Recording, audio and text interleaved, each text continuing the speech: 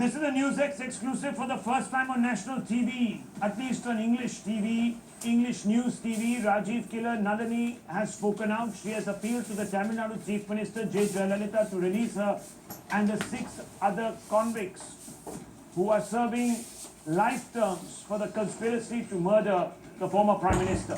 Let's listen into that exclusive interview that has come at perhaps a delicate time for the state government, because in the run-up to elections, this issue is going to assume political overtones as it has.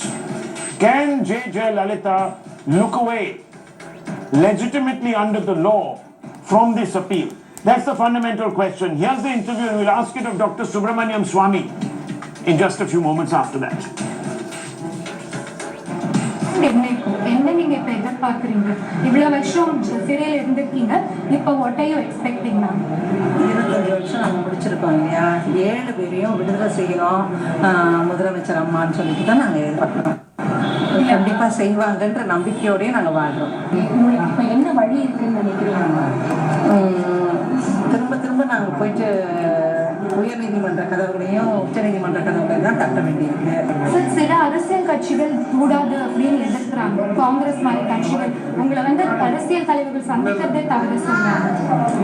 அவங்க சொல்லலாம். ஆனா நாங்க எல்லாருக்குமே தெரியும் நாங்க குற்றவாளிகள் இல்லைன்னு. அப்படி இருந்துச்சு இதை திரும்ப எங்களை குற்றவாளிகள்னு சொன்னோம்னா நாங்க ஒன்றும் குற்றவாளிகள் ஆக மாட்டோம்.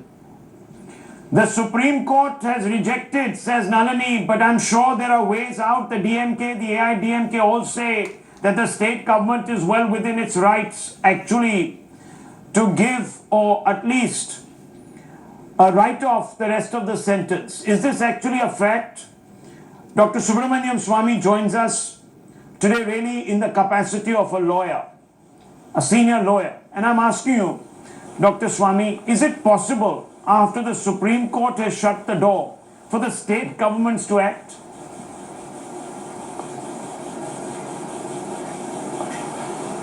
No, not at all. In fact, the Supreme Court itself made it clear that the state government has no authority in this matter. And it's there in the Civil Procedure Code also. If you look at section 435, it says where the CBI has investigated and led the prosecution, and the acts or some of the acts on which the prisoner has been convicted, the state government cannot do it. It has to be with the concurrence of the center, and the center certainly will not concur in this. I'm pretty sure about it. Yes, when the Congress was there, Ms. Sonia Gandhi did write to the president saying that Nalini should not be hanged, because the Supreme Court, by a majority judgment, found her the rarest of rare cases who should be hanged, despite the fact that she was a woman and she had a child. Even then, Justice Kadri, who wrote the report, he said that this is such a gruesome murder of a tall national leader who was the Prime Minister, that the nation cannot overlook this fact, and therefore it be treated as the rarest of the rare cases. So the then governor, Banala, he did exercise his right under 161, Article 161, and he can exercise it only once. And that it has been exercised to convert her death sentence into life sentence. And now there's no clause in either the Constitution or in the CRPC by which she can be let free. I had fought, in fact, a case when Nalini went to the High Court about 3-4 years ago. I had opposed it at that time as an intervener, and the Madras High Court upheld my point of view, and she was not given release. She has not succeeded in any court case so far, and as far as Ms. Jayalalitha is concerned, she has no locus standi. But Dr. Swamy, we all know that political compulsions can weigh heavy, and the center, at least in the Jallikattu entire issue, decided to legitimize it, and then the Supreme Court had to sort of come in and clamp down once again. So what is the guarantee, sir, that given the fact that the Bharatiya Janata Party is not taking a position, I mean you are, but today you're not there in the capacity of a BJP leader, you're here in the capacity of an individual who has had a stake really in this case. So I'm asking you, sir, How do we know that the center doesn't sort of, at some level or the other favor the state government ahead of a very crucial election?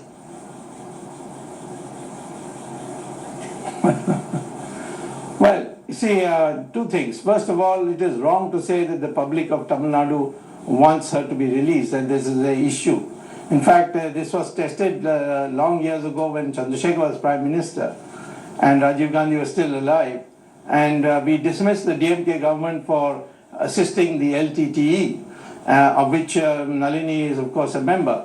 And her husband is from Sri Lanka, and he was the principal planner in this. So at that time, after dismissal of the government, people said there will be a tremendous sympathy, and the DMK will come back to power with an increased majority. Actually, what happened is out of 234 seats of the assembly, only 2 seats DMK got, and the ADMK got, for the first time in its history, 232 seats, and Ms. Jayalalitha became Chief Minister. And she was, for the first 5-6 years, very hostile to LTTE. She used to compete with me on who can get that ban on LTTE imposed by Narasimha Rao. All that, and now I don't know why she has done a somersault. So I don't think that the Tamil people care a damn about the LTTE and all these people, and they have great sympathy for Rajiv Gandhi, and consequently that is not an issue. Now, as far as my party is concerned, before I came to the program, I did consult with my colleagues in the party, and I can tell you very categorically, our party will not at all concede Ms. Jayalalitha if she made a request to us. Well, we don't have to go back that far back in time, because the DMK also withdrew support from the UPA in 2011. And one of the reasons they did so was because they were not happy with the manner in which the UPA had sort of taken a position on the human rights violations and the United Nations resolutions. But that also didn't sort of change the poll matrix in the state of Tamil Nadu. They didn't get a dividend. So our parties such as the DMK, etc., overextending themselves.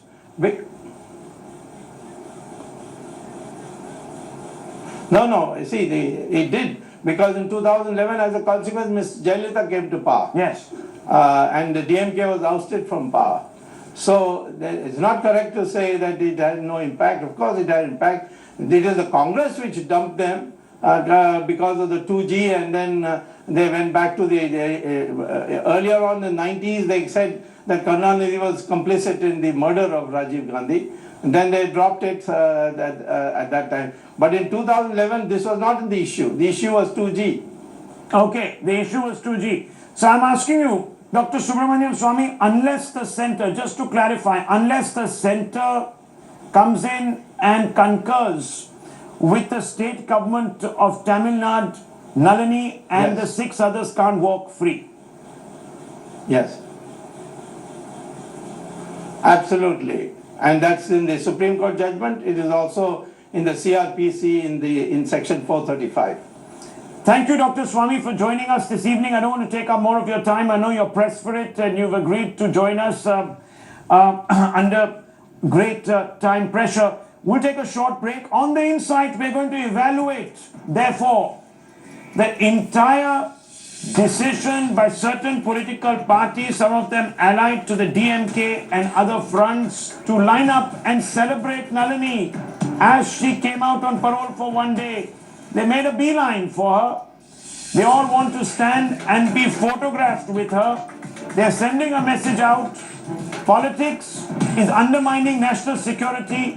We'll ask the various stakeholders why they're doing this when electoral dividends are not entirely clear. We come back to that, don't go away.